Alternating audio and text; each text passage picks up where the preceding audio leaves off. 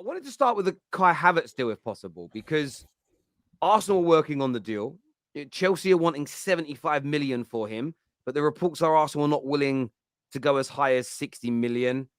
Of course, we've been told that the player is up for the move to the Emirates Stadium. What's your understanding of this situation and this almost bombshell story that broke yesterday? Yeah, I mean, there had obviously been whispers of this before. I know you've given credit to Alex Goldberg for that. Sometimes I think it's important that you, like you say, you give credit to people who are not established ITK guys who get information and it turns out to be true. It does happen.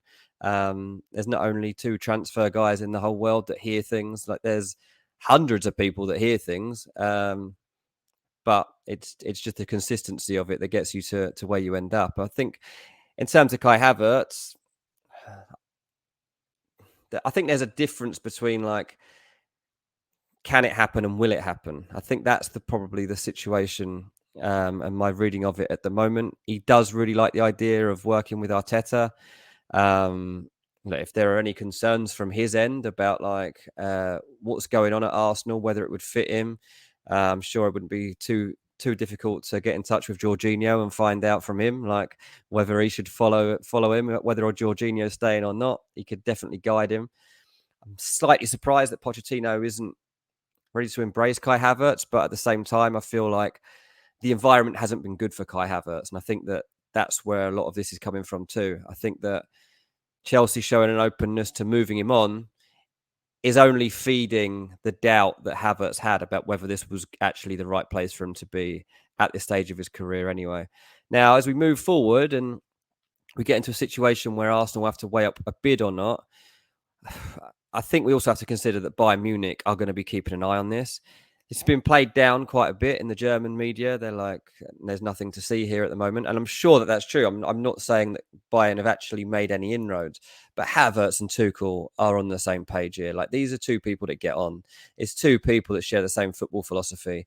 And yeah, if Havertz becomes available, then I'll be amazed if Bayern haven't at least checked out the circumstances around it and whether it could be done, because he would be brilliant at Bayern Munich. Their biggest problem in that he's not quite the number 9 that they want. He's more the Thomas Muller that Yeah. Bayern would be looking for in terms of like just that role rather than being the out and out Lewandowski. Like, but they're going to need both. Like, they need Lewandowski's replacement right now. They're going to need the next Thomas Muller soon, and he is the guy that would best suit it in my eyes. So interesting to see with Bayern Munich coming into the picture.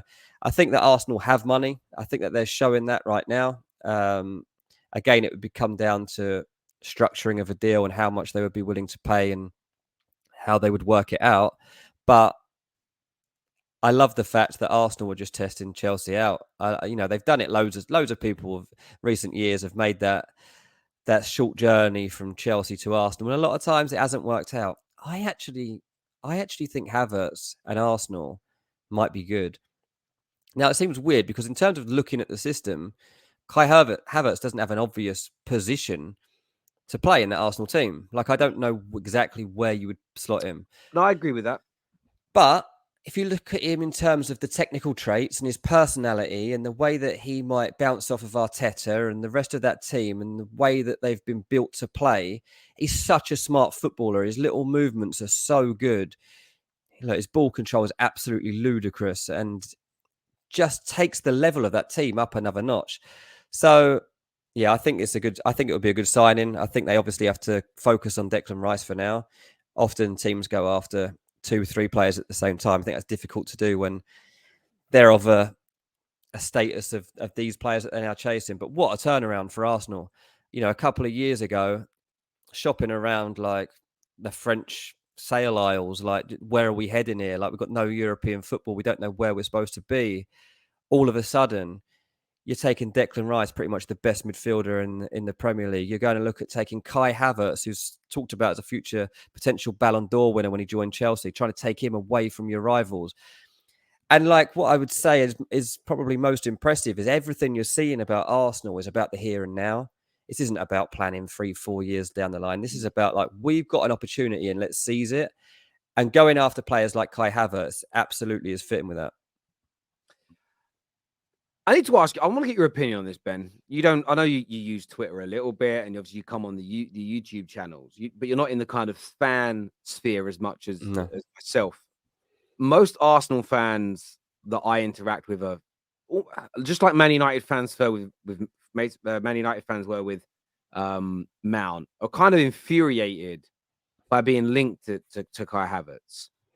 But again, there was loose links yesterday to City being interested in Kai Havertz. I don't remember which journalist it was that said that. I want to say it was Ornstein, but I may be wrong.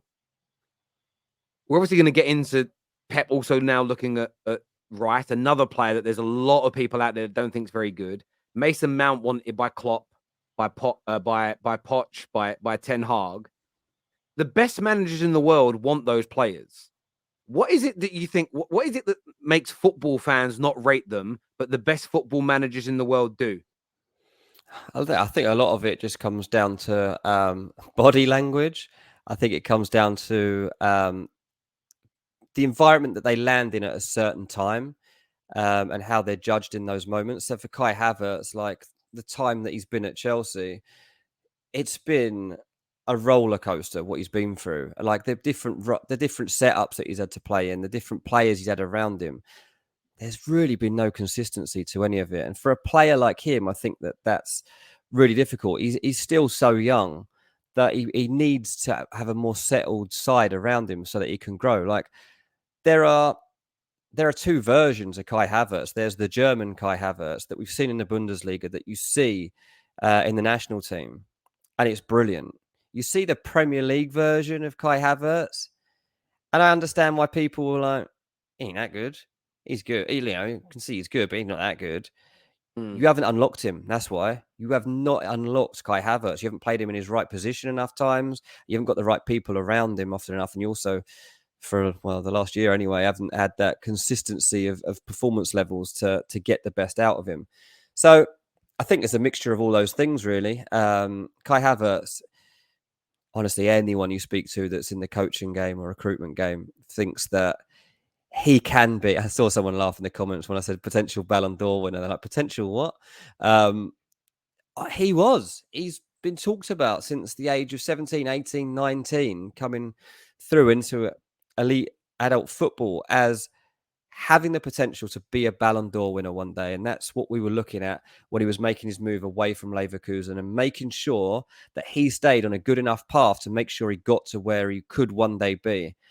So far, the path doesn't look like he chose the right one. Chelsea hasn't been the best place for him. Look, it doesn't look like it's going to be the case either. It's a massive summer for Kai Havertz, and it seems to me that he's decided that he has to move to get things back on track. Yeah, it looks that way. And I just, I want to read you a tweet from earlier on today, right? And this is just from a football fan, someone I follow. And he wasn't talking about Arsenal or anything like this, but the sentiment's there. And he said, this is a fan. I've been watching this team, Man United, way longer than Erik Ten Hag. So we've been watching. So we, the fans, have been watching this team longer than Erik Ten Hag. So we know this team better than him. And are we getting to a point where fans with no football qualifications, as much as their opinions are valid, my whole channel was built upon listening to the opinions of fans. Sometimes I just sit there and think to myself, I don't understand. I'm questioning myself here because I'm not overly excited about Mount coming to Man United. So I'm in that category. I'm just stepping outside of it for a minute to ask questions, which is my job. There must be something we're missing that professionals see. And as much as we think we have the best palate, we have the best understanding. We had it last year where the Chelsea fan came on here. Roy, hope you're good, Roy, if you're watching. And he said, I have a better talent ID. Now, this guy, I think, is a trainee accountant. He did go on Countdown, actually. He's brilliant with maths. He's actually a math magician. You say like 232 times 379 to him, and he gives you the answer instantly. But he said his talent ID for football players is better than Thomas Tuchel. Do you think fans are getting a little bit, to quote the great Stormzy, a little bit too big for our boots? I think a little bit, yeah. I think Twitter's sent people, given people egos around the game that has never been possible in the past, and you've never been able to air your views and opinions so publicly and try to build your own little fan base of people who actually do believe that you do know more than Ten Hag or any other manager. But I think what you have to consider is like, okay, so even if you watch all of 38 of Man United's league games across a season, you've seen 38 90-minute performances, and that's what you're judging on, right?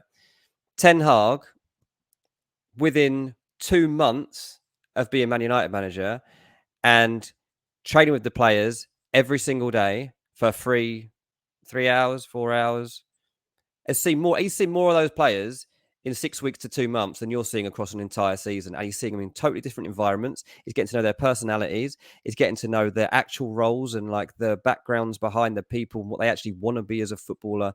And that's what Ten Hag also really focuses on, understanding a player's mindset and like their family life and like all the things that go into like a player's dip in form. Like he'll get deep into that.